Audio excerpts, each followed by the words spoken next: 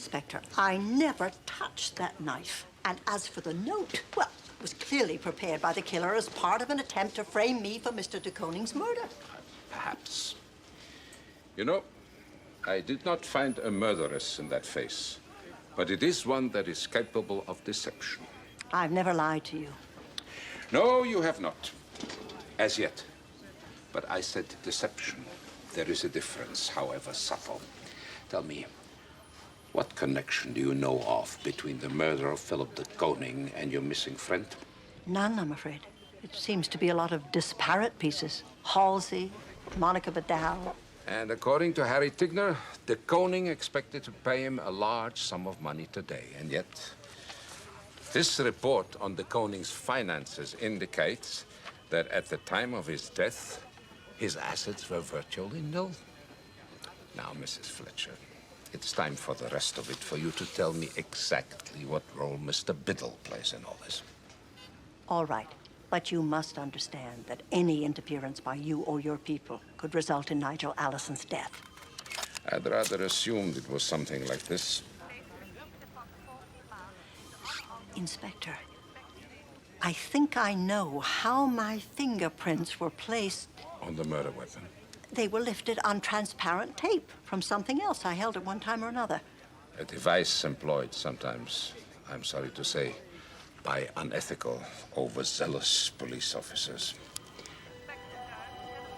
Mrs. Fletcher, what is it? Inspector, I believe I know who killed Mr. de Koning and how to find Nigel Allison. I only hope we can get to him in time to save his life. I'm calling to tell you that I'm not going to wait any longer. Either you come here now, or I will kill Allison and notify the police that you are behind it.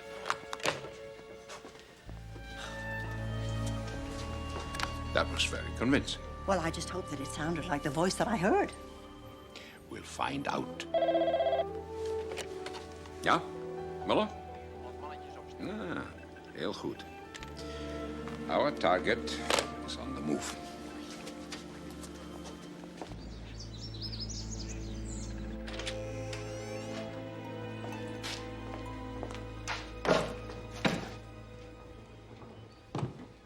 What the hell is wrong with you falling apart like this? Falling apart? What are you talking about? What are you doing? Do you want Allison to identify you? Mr. Allison is of no further use to us, Biddle. I'll see. He just doesn't get it. Change your plan, pal. A new lineup, and you're on the bench. Give me the gun.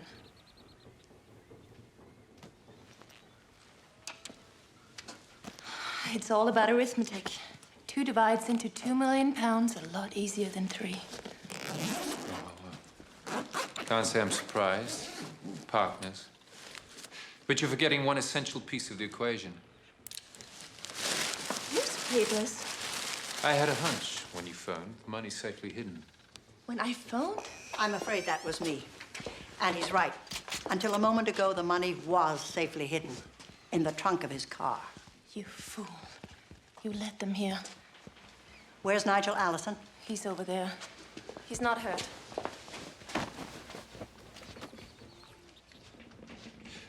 Inspector, I can explain everything. I had an anonymous tip that Nigel was being held. Save your breath, Biddle, for the courtroom. Mrs. Fletcher has worked out everybody's role in this matter. Yours included. She figured it out. Yes, I did. Remember when you described your interview with Nigel Allison? You talked about him in such glowing terms. Just the way a world-famous author should be, with a suntan and a carnation in his lapel and that twinkle in his eye. The flowers on Inspector Van Horn's desk reminded me that I gave Nigel the carnation just before he went to his room, a minute or so before 12 noon. And since he was electronically checked out of the hotel only 3 minutes later, it's likely that the only person who saw him wearing that flower was you, the kidnapper. Once I realized you were in on it, I asked myself, how could the kidnapper be sure that Nigel would be in his room at precisely 12:02 yesterday? And that's when I remembered that he was expecting an appointment call from London, from you, Colin. You set Nigel up for the kidnapping. Your plan was working quite well, Mr. Biddle, until the wrinkle with Mr. de Koning occurred. I don't know what you mean. He means that somehow Philip de Koning found out about the ransom and probably tried to cut himself in on it, so you killed him and set me up. Oh, no, Jessica. I may be part of a failed kidnap plot, but you can't tie me into that murder. Oh, I don't have to. You did that yourself with my fingerprints. On the phone in your room, you asked me to pour you a glass of water. You took it from me, being very careful not to disturb my fingerprints. And being a professional, you knew just how easy it would be to transfer them to the murder weapon. We found the glass in your room, Mr. Biddle, complete with traces of tape adhesive.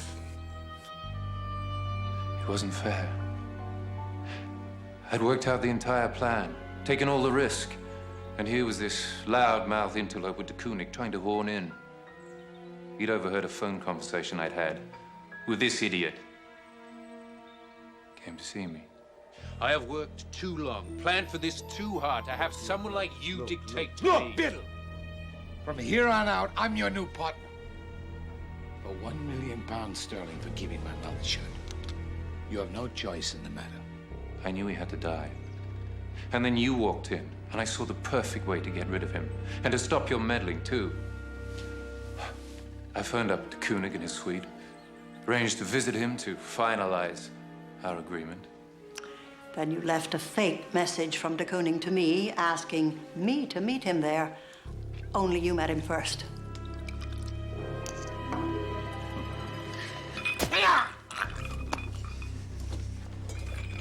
Would it have been worth it anyway, Colin? With your friends here, just waiting to kill you in the end? I'm sorry for what I did to Jessica. What I did to Nigel.